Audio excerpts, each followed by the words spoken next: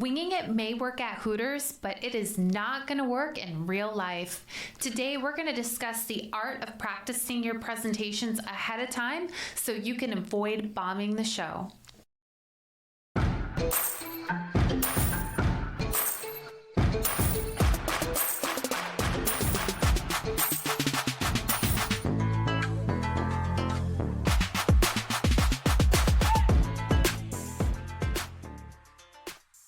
Hey, lady bosses, are you working even after putting the kids to bed but still not getting results? Are you tired of spending money on ads that aren't getting engagement? Do you feel burdened that you aren't fulfilling your purpose in life because you are so consumed with work? I'm your host, Brooke Boltz. I'm an attorney and founder of Boltz Legal. I started my business and in 1 year was bringing in 7 figures and am now bringing in multi-7 figures. And I'm your co-host, Rachel Boltz, owner of Boltz Media. I've helped many businesses build their online presence and increase their revenue through digital marketing. Want to hear how we did it? We are here to help you achieve your goals personally, professionally, and spiritually. So kick off your high heels, sit back, and let's ignite that passion. We're Miss Biz, where we're putting the Miss in biz. Let's get biz done.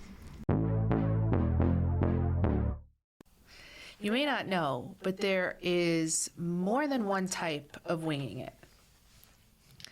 The first type is when you just never put a thought into what you're going to say and you stand up and say something.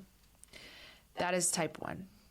Type 2, which is more, I think, what we're talking about today, is when you have put thought in. You've planned and prepared. You've maybe written an outline.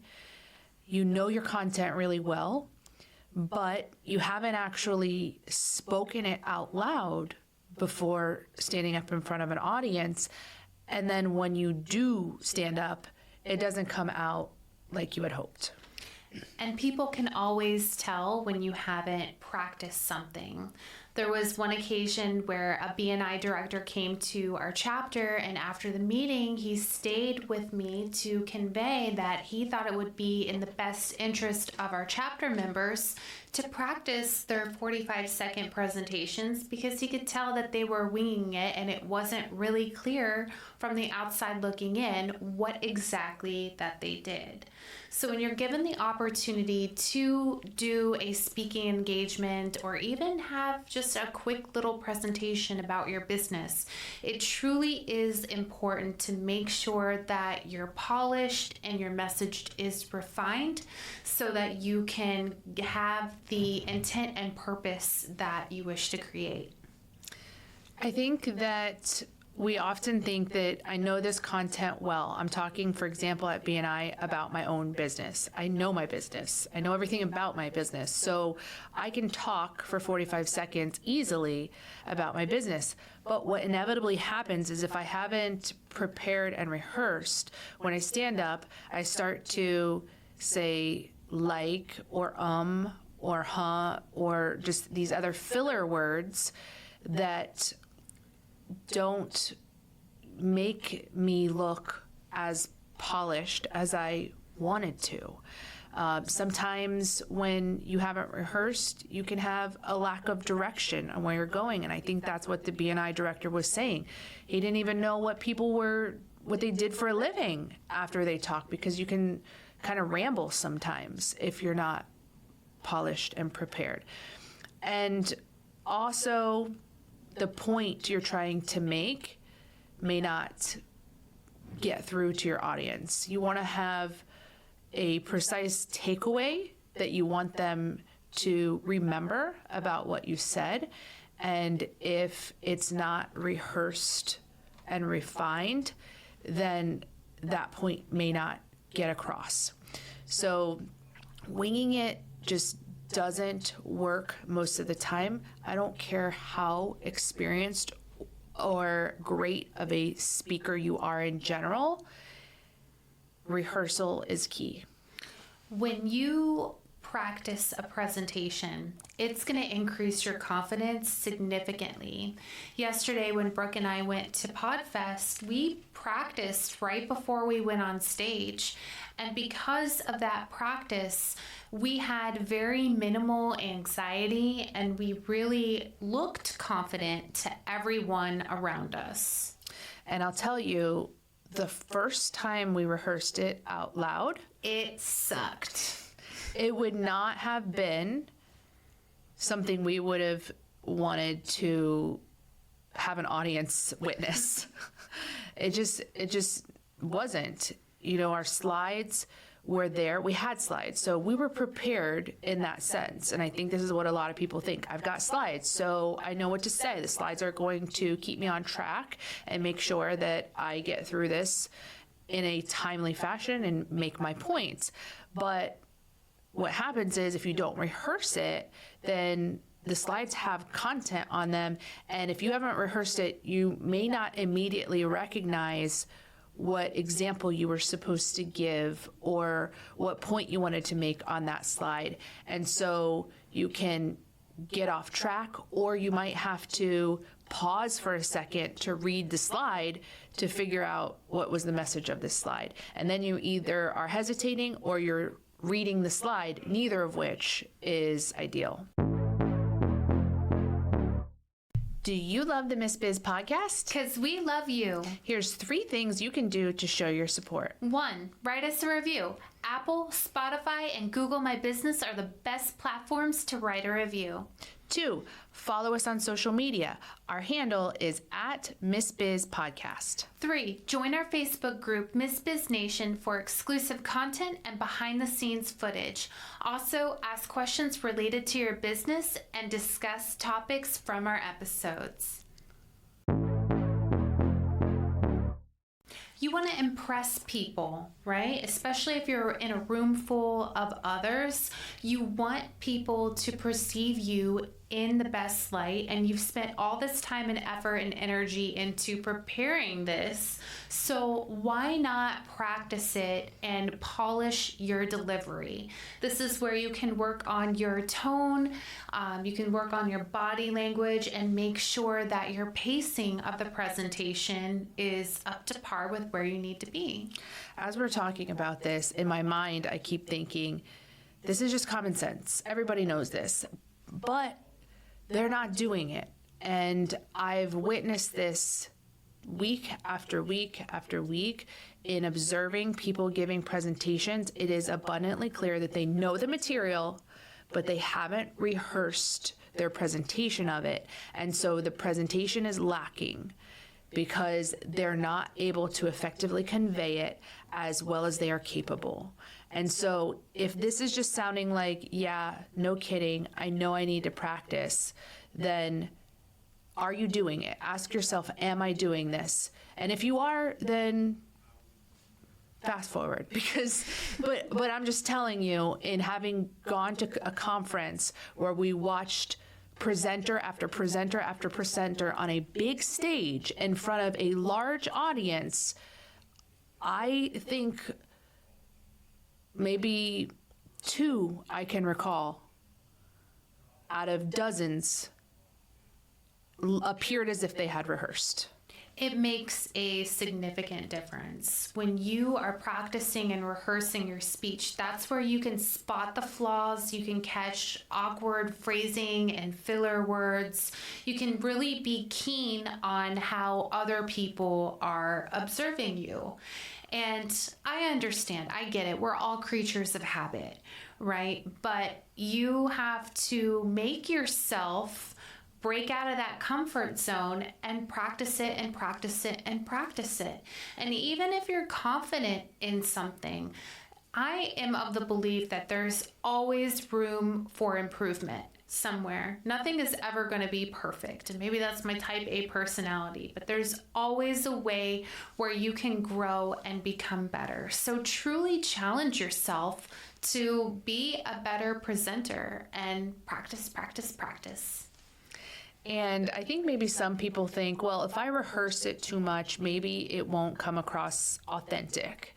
And I disagree with that. I think that you can plan what you want to say and practice it out loud, and it's still you. It's still natural and authentic to you. It's just more fluid and flowing well and organized thoughts. So I don't think it takes away from you being genuine and authentic to who you are. And also there's different forums in which people speak. In the podcast forum, for example, we're having a conversation. And so if we were to rehearse everything perfectly, that's not expected or necessary when you're giving a podcast. And so I think sometimes people think when they go on stage, that is the same.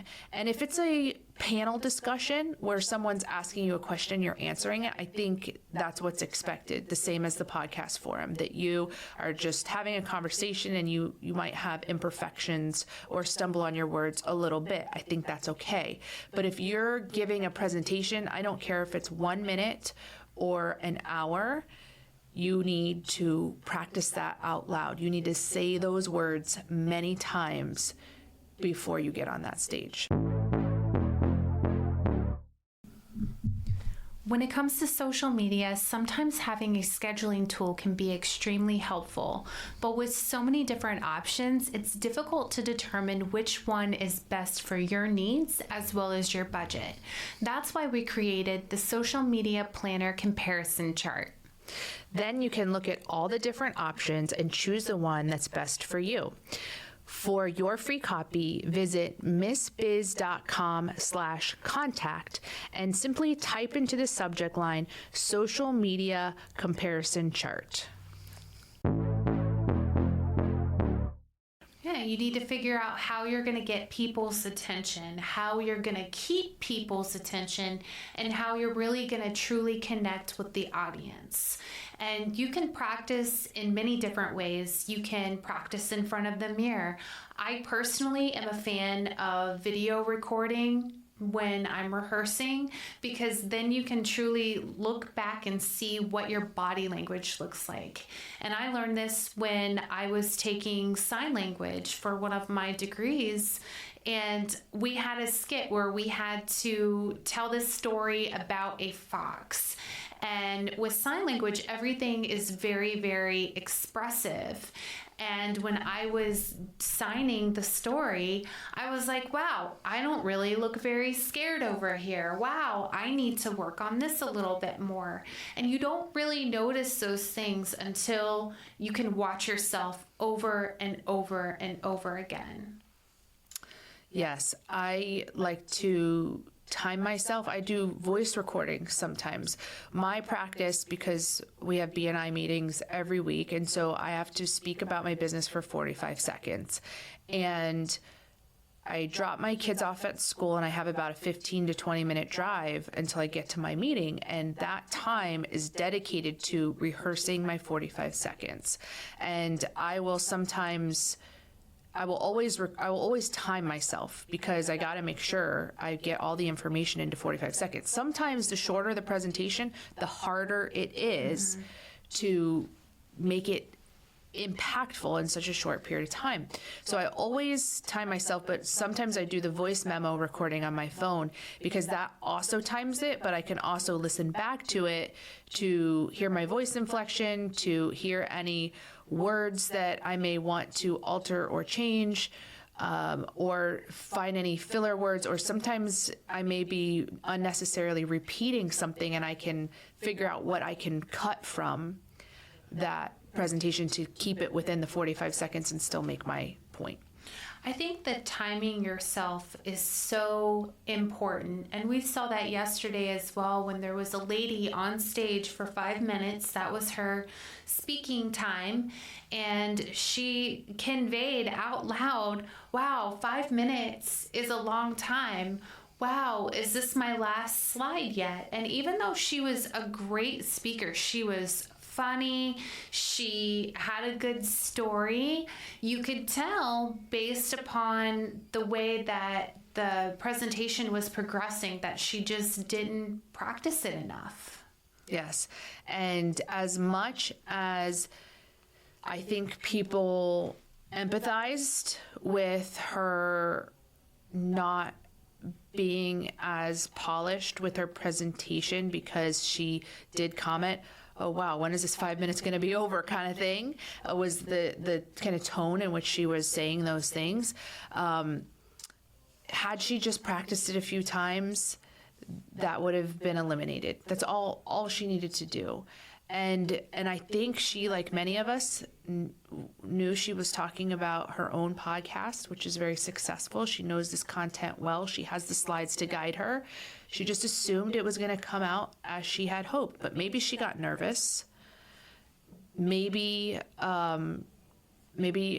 she just couldn't remember because she wrote the presentation a long time ago and she didn't remember what she was thinking at the time.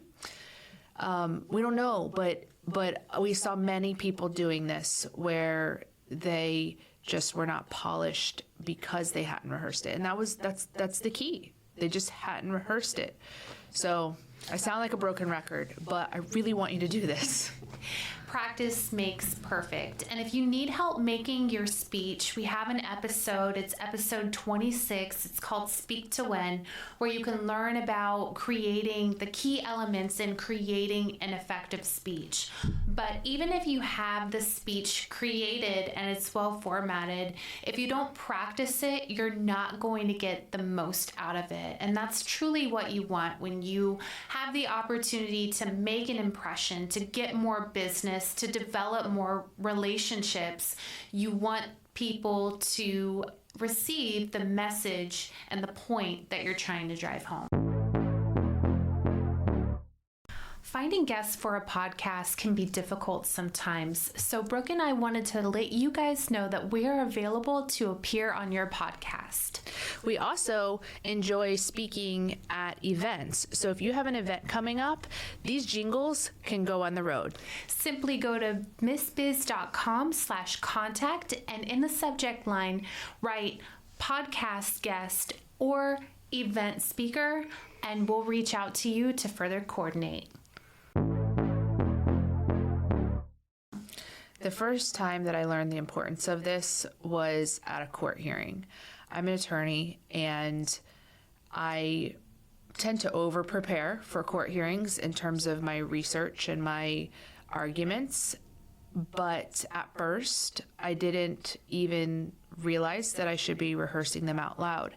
And so I would go into the court hearing knowing what I wanted to say. And as soon as I started talking, it just didn't sound the way I envisioned it in my head. I was searching for words. And I realized that there is no substitute for rehearsing. I remember this as I'm saying this, that I one time had a hearing where my managing attorney came with me. And I was a young lawyer, probably not even 5 years into my experience. And he observed my court hearing. And later he said he was better at trials than me, but I was better at hearings. And he was better at trials because I hadn't done any trials at that point in my career. And he's done dozens and dozens of them, maybe hundreds at this point. But I didn't have a lot of trial experience at that point, but I did have a lot of hearing experience. And I said to him, the reason I am good at hearings and the secret is to rehearsing them out loud. That was it.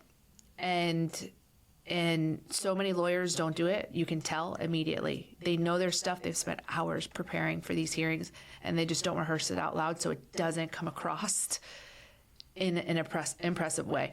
So that was when I first learned it. But it has been reiterated in my life over and over again when I give presentations of any kind.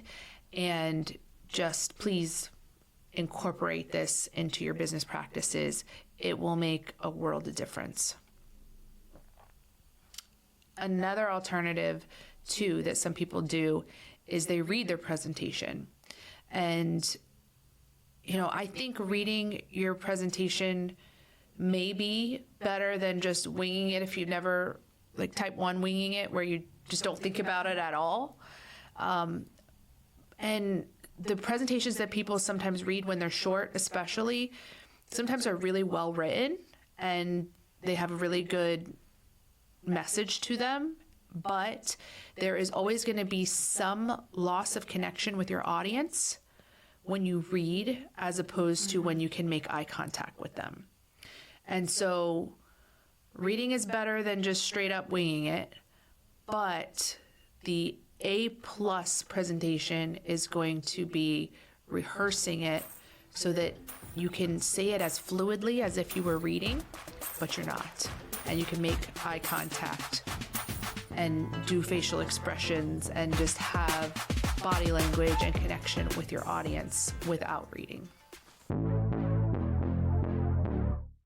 We appreciate you and are honored to be on this journey with you. We can't wait to help you, to encourage you, and show you how to grow personally, professionally, and spiritually. If you found Miss Biz helpful, please leave a review and share with others. You can follow us on social media at Miss Biz Podcast. For legal questions or services, please visit boltslegal.com. And for digital marketing needs, please visit boltsmedia.com. Let's get biz done.